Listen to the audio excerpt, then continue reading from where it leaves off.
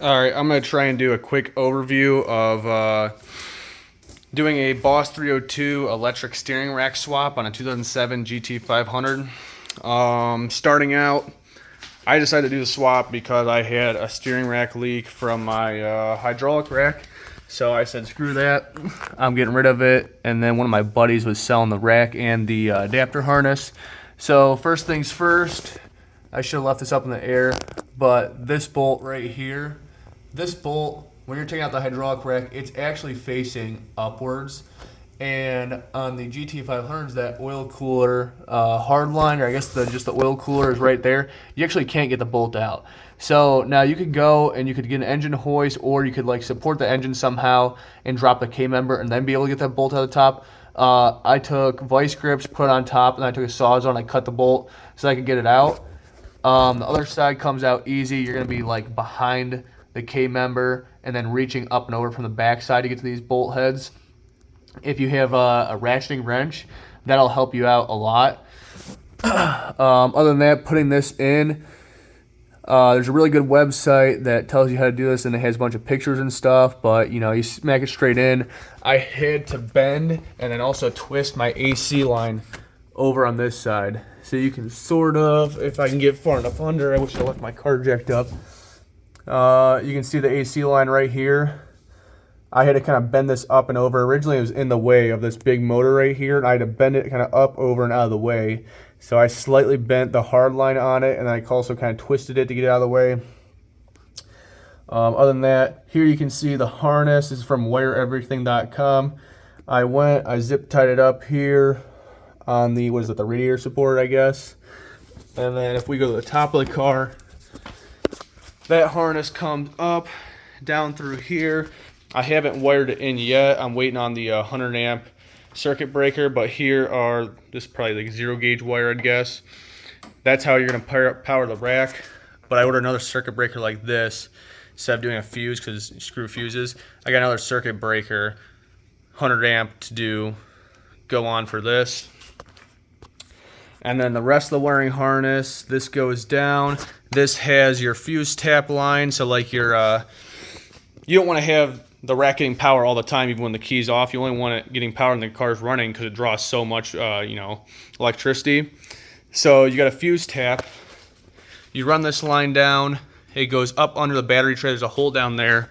If you haven't done this before and you haven't really torn your car apart, you go to wireeverything.com. Go to the top. That glare is annoying. Tech library. You click on that. You can go to EPAS conversion. That's the page I'm already on, actually.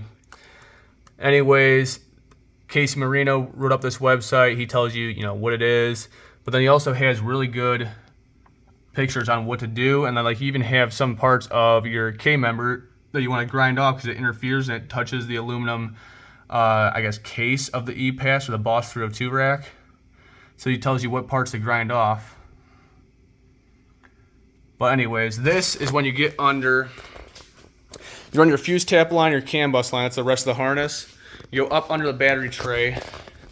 That's what it looks like under the wheel well.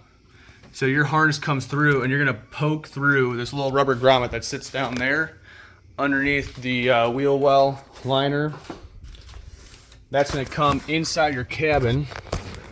So that comes out right here. I also have my fuel pump lines coming through, but this, no, actually the pink wire's for something else too. Here it is, the purple wire. Let me zoom back out. This purple wire is actually going down in here. That's the fuse tap. And if you go on his website, he tells you exactly which fuse to tap. Easy as hell, so simple. This is the rest of the CAN bus lines going right here. So I routed these up, around, and under. That goes right under the dash, crosses over to the driver's side. Let me put this kick panel cover back on. If you haven't taken this trim out yet, you first take off your door sill. This just pops straight up. There's some adhesive from the factory that's like right here, maybe in the middle, and then right here. So you're gonna pull up your adhesive. If you want, you can redo it, or you can just leave it on. Like mine sits there, it's quiet and everything. This kick panel trim, you gotta pull this piece. There's plastic, well, it's plastic going to metal, like grommet, I guess you'd say, right around here. So you pull this out that way, and then you can go, and with this, door sill plate off, this piece pulls out towards you. So it pulls straight out towards you. There's a piece down here, and then like a metal connector here, and I think somewhere up here too. Anyways, you run that wire across. I don't know if we'll be able to see it under here. That's for my tuner. I think that's the CAN bus line. But you go and you tap it into the OBD port right in the back there. So let me run around. All right, so coming down here, this OBD port, it just slides. I don't want to break the plastic tabs, but it slides right off like that. You go, I covered up with tape already, but you tap into, and Casey, on his website, his instructions show you exactly which wires to tap into. Super easy. You can take that. If I can do it without looking and holding my phone at the same time, there we go. Pop that back in there. When you tap those though, he says to use, I don't know, like an open something crimp. You want to use that because I think those CAN bus wires, I don't understand exactly what the hell they're for. But I don't think you want to mess up. You don't want to cut the wires because changing the length can mess up the signal, like the electricity, current, draw, or not draw, resistance, all that crap. And then I also don't think you want to like accidentally cut any of the individual like, you know, pieces of the wire. So how the wire is like, you know, a bunch of little, I don't know what to call it, threads together, for lack of a better term. I don't think you want to cut any of those. You got to be very careful when you're doing that, not to mess up the CAN bus wires. But you go on his website, like I was saying. He shows you exactly where to tap the wires. And he's even got, not on this one, but like he's got, you know, things on his website to show you what the hell you're going to. And he might have little descriptions down below.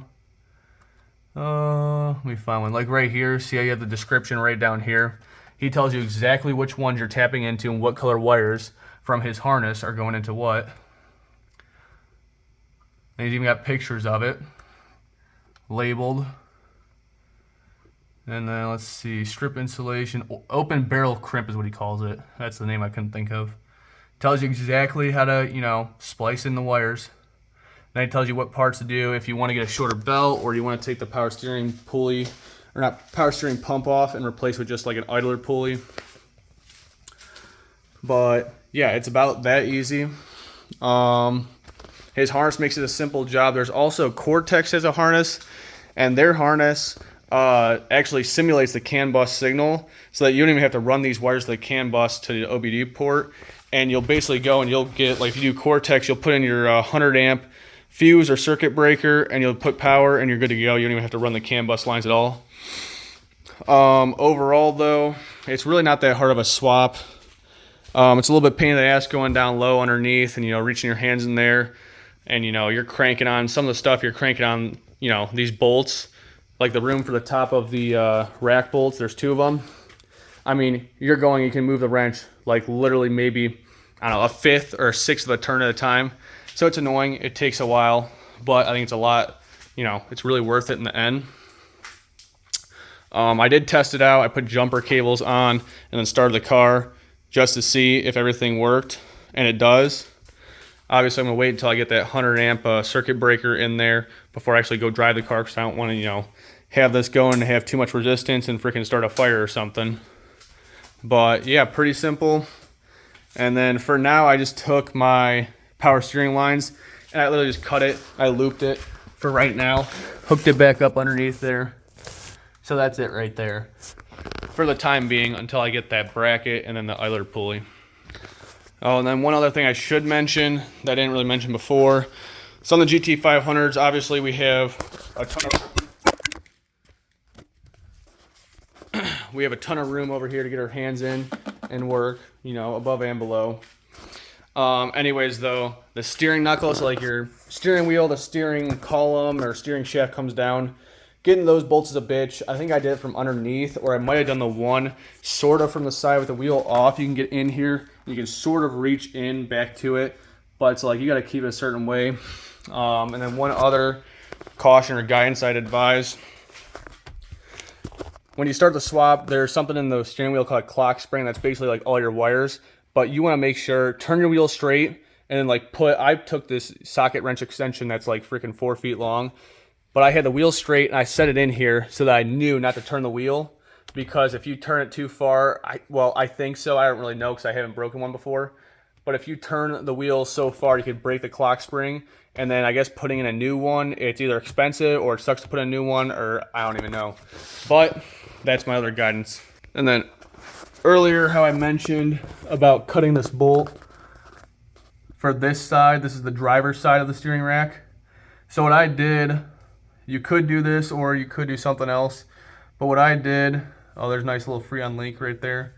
I got a bolt the same size. I put it up through this hole. So this nut down here is actually welded to the K-member. I put a bolt up through, and then on top I put, I think, a lock nut, or I put one nut with Loctite, and then I put a second nut on there just to sort of lock it on.